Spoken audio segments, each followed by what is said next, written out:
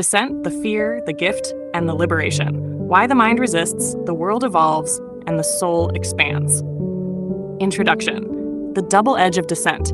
Dissent is the double edge of human history. To the mind, it feels like threat. To the soul, it feels like gift. To spirit, it burns like liberation. This is why dissent is rarely neutral. It comes wrapped in fire, forcing us to confront both what must die and what must be born. The mind hates dissent because dissent destabilizes the scaffolding of certainty. Consensus soothes the mind like a lullaby. It whispers, "You are safe, you are right, you belong." Dissent, on the other hand, shouts, "Perhaps you are not safe, perhaps you are not right. Perhaps belonging is not what you think it is." And for a mind built for survival, this rupture feels like annihilation. Yet the paradox is clear. Humanity owes its every step forward to dissenting voices who refused obedience. The dissenters whom societies once hated are later remembered as visionaries, prophets, and liberators. This is the story across history, science, philosophy, and spirit. History. The fear of the crowd. The memory of the rebel history proves again and again that dissenters are often crucified before they are canonized. Plato's The Trial and Death of Socrates is perhaps the earliest Western testimony to this truth. Socrates was condemned not because he committed crime, but because his questioning dissolved the fragile illusions of wisdom in Athens. By asking relentless questions, he exposed how consensus was built not on truth, but on comfort. The crowd hated him for it, and his dissent became his death. This is the first law of dissent in history. Societies protect their myths by silencing the ones who question them. Centuries later, Martin Luther's act of hammering 95 theses to a church door in Wittenberg was seen as outrageous rebellion. But his dissent planted the seeds of the Protestant Reformation, forever changing the trajectory of Europe. His words were feared and hated because they cracked open a centuries-old system of control. Similarly, the French Revolution was born not out of polite agreement, but through dissent that escalated from whispers into storm.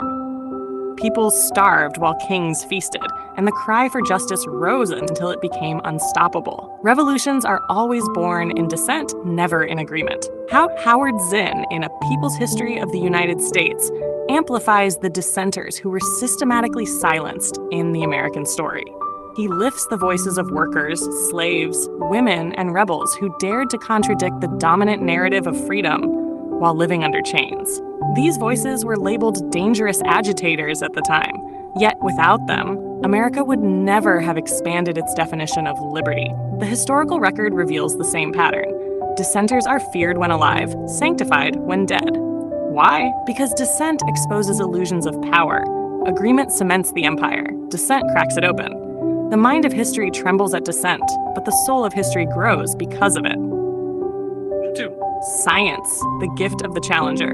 Science tells the same story in another tongue.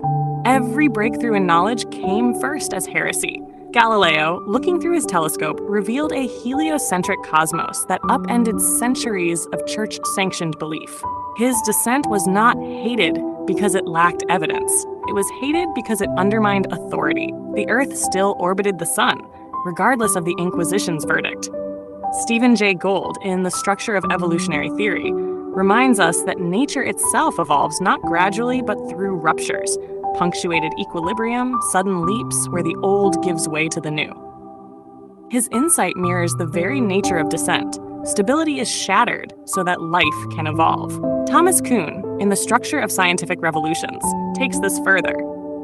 He argued that science is not the linear accumulation of knowledge, but a series of revolutions. Old paradigms are defended with religious zeal until evidence collapses them and a new worldview emerges. This is dissent written into the DNA of science itself. Truth is never static. It is reborn each time the old model breaks. In neuroscience, Candace Pert, in Molecules of Emotion, shattered the rigid dualism that separated mind from body. Her discovery that emotions are biochemical messengers transformed the field of psychoneuroimmunology. But her work was initially ridiculed, dismissed as fringe. Why? Because it dissolved boundaries the scientific establishment depended on for certainty. Her dissent was hated, but her dissent became gift. Science thrives on dissent, but only in hindsight. In the moment, dissenters are cast as troublemakers. yet they are the ones carrying keys to the next possible world. 3. Philosophy, the liberation of questioning. Philosophy was born in disagreement. To philosophize is to dissent against the unquestioned. But even here, the mind reveals its hatred of dissent. Friedrich Nietzsche, in Beyond Good and Evil, accused philosophers of hiding behind inherited moral binaries. He mocked those who repeated societal consensus as if it were truth. His dissent was hated because it tore apart the safety nets of morality, declaring that values must be forged, not parroted. He became the philosopher who dared to liberate thought from good versus bad, exposing the raw chaos beneath. Michel Foucault, in Discipline and Punish, dissected the hidden structures of power, showing how schools, prisons, and systems discipline bodies and thoughts. His dissent revealed that even freedom can be a disguised prison. Many resisted him because he threatened to dissolve the very categories of normality people clung to. Hannah Arendt, in The Origins of Totalitarianism, warned that consensus itself can be the breeding ground for tyranny. When societies collapse into unquestioning agreement, they open the door to authoritarianism. Her dissent was not popular, but it was prophetic. Philosophical dissent liberates by stripping the masks off illusions. It reveals that comfort is not wisdom, and repetition is not truth. To dissent philosophically is to refuse to let the mind sleep in its own echo chamber. Spirit, the fire of awakening spirit, reveals dissent as the fiercest liberation. Every prophet was hated first and only later recognized. Jesus was not executed for miracles, but for dissent, flipping tables in the temple, refusing the religious order of his time. Buddha left his palace in dissent against the life scripted for him, walking away from the destiny expected of a prince. Muhammad's revelations began as dissent against the silence and idols of his time, resisted before they were revered. Modern mystics carry this fire too. Just J. Krishnamurti, in Freedom from the Known, dismantled every religious structure, insisting that truth is a pathless land. His dissent was hated because it stripped away belonging, leaving seekers naked in their own direct experience. Byron Katie, in Loving What Is, teaches radical inquiry into the mind's stories. Her dissent is against the unquestioned narratives that cause suffering. The ego hates her method because it dissolves its grip. Adyashanti, in The End of Your World, describes how awakening dismantles not only illusions, but spiritual identities themselves. His dissent is hated because it collapses the very personas people construct to feel awakened. Alan Watts, in the book, rejects the illusion of separateness, inviting us into non-duality. His dissent is against the ego's fortress of I. For the mind, this sounds like death. For the spirit, it is freedom. Spiritual dissent is always fire.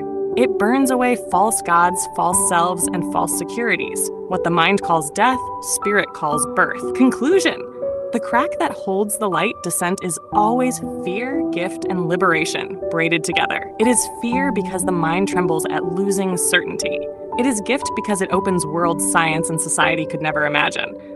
It is liberation because it frees the soul from cages built of consensus. Plato showed us that the cost of dissent can be death. Howard Zinn reminded us that dissent writes the real history of the oppressed. Stephen Jay Gould revealed that even nature evolves by rupture. Thomas Kuhn proved that science itself is reborn in dissent. Candace Pert embodied the courage to collapse mind-body walls. Nietzsche, Foucault, and Arendt gave philosophy its raw edge of freedom. Krishnamurti, Byron Katie, Adyashanti, and Alan Watts revealed dissent as awakening fire. The fourfold voice whispers the same truth. Dissent is not against you. It is for your becoming. Awakening questions. 1. Where in your life do you treat dissent as danger instead of gift? 2. Which dissenting voice of history or science still echoes in you today? 3. Can you trace the last time dissent liberated you from illusion? 4. What belief in you fears collapse the most, and what gift hides within its breaking? 5. What dissent of your soul still waits to be spoken? Final 4 lines. Fear calls dissent destruction. Truth calls dissent gift. Spirit calls dissent liberation. And your soul already knows it is all three.